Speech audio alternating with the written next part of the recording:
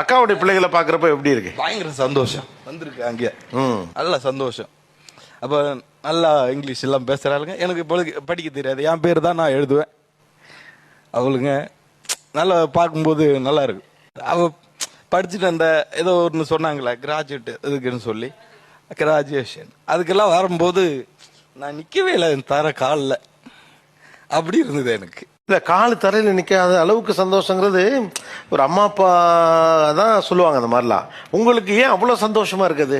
என் அக்கா தானே சார், அக்கா பொண்ணு தானே. அம்மா அப்பா அம்மா என்னோட அம்மா தான், அம்மா நிழல் தான் அவ. அவ இல்லைன்னா அந்த சபையை நிறக்காது எனக்கு. ஆனா அக்கா வந்து நின்னாதான் சபை நிறையும். சபை நிறையும் அப்படின்னா தான் அத்தை காரியம் வரணும். அப்படி ரொம்ப எமோஷன்ஸா போகுது. ஏன்னா இது கொஞ்சம் அறியப்படாத பக்கம். பெரும்பாலும் தமிழ் வீடுகள் அல்லது நம்முடைய சமூகமா நம்ம என்ன பார்த்துருக்கோம்னா, அண்ணன்கள் செஞ்சு அக்காக்கள் செஞ்சு பார்த்துருக்காங்க.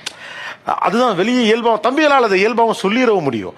ஆனால் தம்பிமார் கதை என்பது முதல் முறையாக இப்போ தான் ஒரு வெகுஜன ஊடகத்தில் வருது அப்படின்னு நினைக்கிறேன்.